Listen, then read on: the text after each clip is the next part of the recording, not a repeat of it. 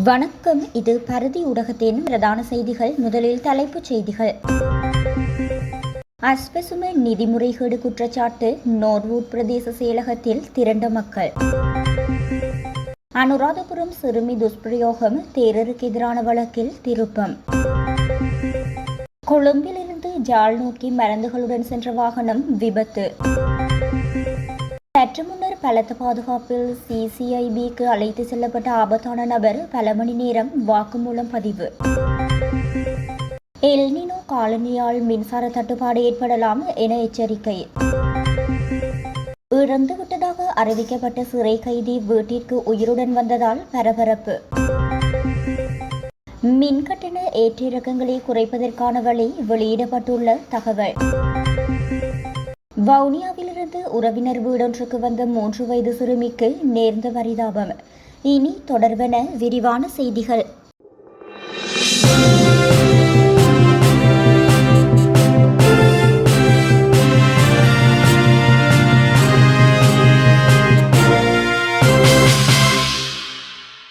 நோர்வூட் பிரதேச செயலகத்தில் அஸ்வசும நிதி தொடர்பில் முறைகேடுகள் இடம்பெற்றதாக கூறப்படும் நிலையில் அது தொடர்பில் விசாரணைகளை மேற்கொள்ளவும் தங்களுக்கான அஸ்வசும நிதி தொடர்பான தகவல்களை பெற்றுக்கொள்ளவும் பெருமளவான மக்கள் நேற்றைய தினம் பிரதேச செயலக வளாகத்தில் கூடியிருந்தனர். அஸ்வசும நலன்புரி திட்டத்தின் கீழ் விண்ணப்பித்திருந்த பலர் தங்களுக்கு இதுவரை நிதி கிடைக்காதமை தொடர்பில் விசாரிப்பதற்காகவும் தங்களது விண்ணப்பங்களின் தற்போதைய நிலை குறித்து அறிந்து கொள்வதற்காகவும் பிரதேச செயலகத்திற்கு வருகை தந்திருந்தனர். தங்களது பிரச்சினைகள் தொடர்பில் கருத்து தெரிவித்த சிலர் அஸ்வசும நிதியை பெற்றுக்கொள்வதற்காக தாங்கள் பல தடவைகள் பிரதேச செயலகத்திற்கு வருகை தர வேண்டியுள்ளதாக தெரிவித்தனர். மேலும் அதிகாரிகள் தங்களது வீடுகளுக்கு நேரடியாக வந்து நிலைமைகளை பார்வையிட உள்ளதாகவும் அந்த ஆய்வின் பின்னரே அஸ்வசும நிதி வழங்குவது தொடர்பில் தீர்மானிக்கப்படும் எனவும் தங்களுக்கு தெரிவிக்கப்பட்டுள்ளதாகவும் மக்கள் தெரிவித்தனர். அஸ்வசும நிதி என்பது பொருளாதார ரீதியாக பாதிக்கப்பட்ட மக்களுக்கு வழங்கப்படும் நலன்புரி உதவியாகும். எனவே தகுதியுடையவர்களுக்கு உரிய முறையில் நிதி கிடைக்க வேண்டும் என்பதே மக்களின் எதிர்பார்ப்பாக உள்ளது. தற்போது பெருமளவான மக்கள் தங்களது பிரச்சினைகளுக்கு தீர்வு கோரி பிரதேச செயலகத்தை நாடியுள்ளமை குறிப்பிடத்தக்கது. அனுராதபுரம் சிறுமி துஷ்பிரயோகம் தொடர்பாக பல்லேகம ஹேமரத்ன தேரருக்கு எதிரான வழக்கில் சான்றாக கைப்பற்றப்பட்ட படுக்கை விரிப்பில் சந்தேக நபரினது விந்து காணப்பட்டதாக அரசாங்க பகுப்பாய்வாளர் அனுராதபுரம் நீதவான் நீதிமன்றத்தில் அறிக்கையொன்றை அளித்துள்ளார். இருப்பினும் பகுப்பாய்வுக்கு உட்படுத்தப்பட்ட முடி உலைகள் சந்தேக நபரால் பாலியல் வன்புணர்வு செய்யப்பட்டதாக கூறப்படும் சிறுமியினதோ அல்லது வேறொரு பெண்ணினதோ அல்ல என்று குறித்து அறிக்கை சுட்டிக்காட்டப்பட்டுள்ளது. தன்னை வன்புணர்வு செய்த தேரர் தனது படுக்கையின் அடிவாரத்தில் இருந்த ஒரு விரிப்பை கொண்டு துடைத்ததாக பாதிக்கப்பட்ட பெண் காவல்துறையினர் தெரிவித்துள்ளனர். இந்த அறிக்கையின் நகல் சட்டமா அதிபருக்கும் சமர்ப்பிக்கப்பட்டுள்ளது. தன்னை வன்புணர்வு செய்த தேரர் தரையில் சிந்திய விந்தை படுக்கையின் அடிவாரத்தில் இருந்த விரிப்பை கொண்டு துடைத்ததாக பாதிக்கப்பட்ட பெண் நிட்டமுக காவல்துறையினரிடம் தெரிவித்திருந்ததால் விசாரணையின் போது காவல்துறையினரால் அந்த விரிப்பு கைப்பற்றப்பட்டு அரசாங்க பகுப்பாய்வாளரின் ஆய்வுக்கு அனுப்பப்பட்டது. அனுராதபுரம் காவல்துறையின் உதவியுடன் கம்பகா பிரிவு பெண்கள் மற்றும் சிறுவர் விவகார பிரிவின் பொறுப்பதிகாரி காவல் ஆய்வாளர் வினிசியா பிரேமரத்ன மற்றும் காவல் ஆய்வாளர் வசுந்தரா குணரத்ன ஆகியோரடங்கிய காவல்துறை குழுவினர் சம்பவ இடத்தில் விசாரணைகளை மேற்கொண்டனர். சட்டம் அதிபரின் ஆலோசனைக்காக காத்திருக்கும் நிலையில் இவ்வழக்கு அனுராதபுரம் நீதவான் பசிந்து விக்ரமரத்னவனால் 2027 ஜனவரி 8ஆம் தேதிக்கு ஒத்திவைக்கப்பட்டுள்ளது.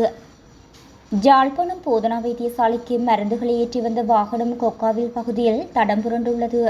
கொழும்பிலிருந்து ஜாழ் போதனா வைத்தியசாலைக்கு மருந்துகளை ஏற்றி வந்த வாகனம் முல்லைத்தீவு கொக்காவில் பகுதியில் இன்றைய தினம் செவ்வாய்க்கிழமை அதிகாலை தடம் புரண்டு விபத்துக்குள்ளாகியுள்ளது.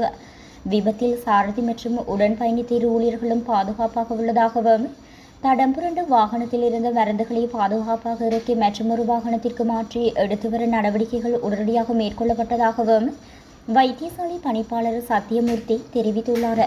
அதேவேளை குறித்த விபத்து சம்பவம் தொடர்பில் போலீசார் விசாரணைகளை முன்னெடுத்துள்ளனர். துபாயில் கைது செய்யப்பட்டு இலங்கைக்கு அழைத்து வரப்பட்ட ஒழுங்கமைக்கப்பட்ட குற்றக்குழுவைச் சேர்ந்த பஸ் லலித் என அழைக்கப்படும் லலித் கண்ணங்கர மத்திய குற்றப்புலனாய்வு பணியகத்திற்கு அழைத்து செல்லப்பட்டுள்ளார்.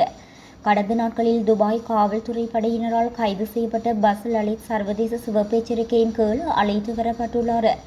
இதன் பின்னர் அவர் மேலதிக விசாரணைகளுக்காக கொழும்பு மத்திய குற்றப்புலனாய்வு பிரிவுக்கு கொண்டு செல்லப்படவுள்ளார். களுத்துறை தெற்கு பிரதேசத்தைச் சேர்ந்த 36 வயதான இந்த சந்தேக நபருக்கு எதிராக மனித கொலை குற்றச்செயல்கள் மற்றும் கப்பம் கோருதல் போன்ற பல குற்றச்சாட்டுகள் சுமத்தப்பட்டுள்ளன. நாட்டில் நிலவும் எல் நினோ காலநிலை காரணமாக நீர்நிலைகள் வற்றி வருவதனால் மின் உற்பத்தி திறன் குறைவடைந்து மின்சாரத்துக்கான கேள்வி அதிகரிக்கும் சாத்தியக்கூறு காணப்படுவதாக இலங்கை பொது பயன்பாடுகள் ஆணைக்குழு எச்சரித்துள்ளது. இவ்வாறான சூழ்நிலையினால் நாட்டில் மின்சார தட்டுப்பாடு ஏற்படும் அபாயம் உருவாகியுள்ளதாக பொது பயன்பாடுகள் ஆணைக்குழுவின் தலைவர் KBL சந்திரலால் தெரிவித்துள்ளார். புதுப்பிக்கத்தக்க சக்தி மூலங்களூடாக உற்பத்தி செய்யப்படும் மின்சாரத்துக்கான புதிய கட்டண கட்டமைப்பு தொடர்பில் இன்று நடைபெற்ற ஊடகவியலாளர் சந்திப்பிலேயே அவர் இவ்வாறு குறிப்பிட்டார். எனவே மின்சார கட்டமைப்பின் ஸ்திரத்தன்மை மற்றும் நம்பகமான மின் விநியோகத்தை உறுதி செய்வதற்காக மறுசீரமைக்கக்கூடிய சக்தி மூலங்களின் இணைப்பை விரிவுபடுத்துவதுடன் போதுமான சேமிப்பு திறனை பராமரிப்பதன் மூலம் இந்த சவால்களை எதிர்கொள்ள தயாராக வேண்டும் எனவும் ஆணைக்குழு வலியுறுத்தியுள்ளது. கல்கமுவ கொஹோபங்குளம் கிராமத்தில் காவல்துறையினரால் அதிகாரப்பூர்வமாக இருந்துவிட்டதாக அறிவிக்கப்பட்ட நபரொருவர் தனக்காக இறுதிச் சடங்குகள் தயாரித்துக் கொண்டிருந்த வீட்டிற்கே உயிருடன் திரும்பி வந்த விசித்திரமான சம்பவம் ஒன்று பதிவாகியுள்ளது.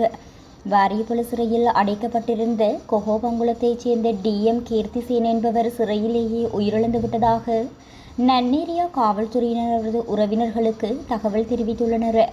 இந்த அதிர்ச்சி செய்தியை கேட்ட உறவினர்களும் கிராமத்து மக்களும் உடனடியாக ஒன்றிணைந்து இறுதிச் சடங்குக்கான ஏற்பாடுகளை செய்ய தொடங்கியுள்ளனர். கிராமம் முழுவதும் இறுதி அஞ்சலி பதாதைகள் கட்டப்பட்டு பந்தல்கள் அமைக்கப்பட்டு தகன கிரியைகளுக்கான அனைத்து ஏற்பாடுகளும் தீவிரமாக நடைபெற்று வந்துள்ளன. எனினும் இறந்துவிட்டதாக கருதப்படும் கீர்த்திசேன சிறையில் இருந்து இன்றைய தினம் விடுவிக்கப்பட்டு திடீரென உயிருடன் வீட்டிற்குள் நடந்து வந்த அனைவரையும் திகைப்பில் ஆழ்த்தியுள்ளார். தனக்காகவே நடத்தப்பட்டு வந்த இறுதிச் சடங்கு வீட்டிற்குள் அவர் உயிருடன் நுழைந்ததைக் கண்டு உறவினர்களும் ஊர் மக்களும் பேரதிர்ச்சியும் பெரும் குழப்பம் அடைந்ததாக தென்னிலங்கை ஊடகங்கள் செய்தி வெளியிட்டுள்ளன. இலங்கை அனல் மின் உற்பத்தியை சார்ந்திருப்பதை குறைத்து புதுப்பிக்கத்தக்க எரிசக்தி ஆதாரங்களின் பயன்பாட்டை அதிகரித்தால் மின் கட்டண ஏற்ற இறக்கங்களை குறைக்க முடியும் என இலங்கை பொது பயன்பாட்டு ஆணைக்குழுவின் தலைவர் KBL சந்திரலால் தெரிவித்துள்ளார். இன்று நடைபெற்ற ஊடகவியலாளர் சந்திப்பில் பேசிய அவர் சமீபத்திய ஆண்டுகளில் மின் கட்டணங்கள் அடிக்கடி மாறுபடுவதற்கு அனல் மின் உற்பத்திக்காகும் அதிக செலவே முக்கிய காரணம் என சுட்டிக்காட்டியுள்ளார். அனல் மின் உற்பத்திக்கு தேவையான எரிபொருளை இறக்குமதி செய்ய வேண்டியுள்ளதால் அது நாட்டின் அந்நிய செலாவணி கையிருப்புக்கு கடும் அழுத்தத்தை ஏற்படுத்துகின்றது. எனவே நாட்டின் மின்சார உற்பத்தியில் புதுப்பிக்கத்தக்க ஆற்றலின் பங்களிப்பை அதிகரிப்பது உற்பத்தி செலவு மாற்றங்களை கட்டுப்படுத்தி மின் கட்டணங்களில் ஒரு நிலையான தன்மையை உறுதி செய்ய உதவும் என்றும் அவர் மேலும் வலியுறுத்தியுள்ளார். பம்பளை பூப்பரசு டெல்டாவத்த பகுதியில் உள்ள வீடொன்றுக்கு வவுனியாவிலிருந்து பெற்றோர் மற்றும் உறவினர்களுடன் வந்திருந்த 3 வயது சிறுமியொருவர் தண்ணீரினை நினைத்து திரவம் ஒன்றை குடித்து உயிரிழந்துள்ளார். குடும்பத்தினர் அனைவரும் நேற்று முன்தினம் மதியம் மற்றும் மாலையில் வீட்டிற்கு வெளியே இருந்த சமயத்தில் அச்சிறுமி வீட்டிற்குள் சென்று அங்கு ஜன்னலில் வைக்கப்பட்டிருந்த திரவத்தை தண்ணீரென தவறாக நினைத்து குடித்துள்ளார். இதனைத் தொடர்ந்து குறித்த சிறுமிக்கு திடீரென உடல்நலக்குறைவு ஏற்பட்டு வைத்தியசாலையில் அனுமதிக்கப்பட்டார். பின்னர் அவர் உயிரிழந்து விட்டதாக அறிவிக்கப்பட்ட நிலையில் பசுவின் பாலை பதப்படுத்த பயன்படுத்தப்படும் ரசாயனத்தை குடித்ததால் சிறுமி உயிரிழந்துள்ளதாக கம்பளை வைத்தியசாலையில் நடத்தப்பட்ட பிரேத பரிசோதனையில் தெரிய வந்துள்ளது. இந்நிலையில் சம்பவம் தொடர்பான மேலதிக விசாரணைகளை காவல்துறையினரும் மேற்கொண்டு வருகின்றனர்.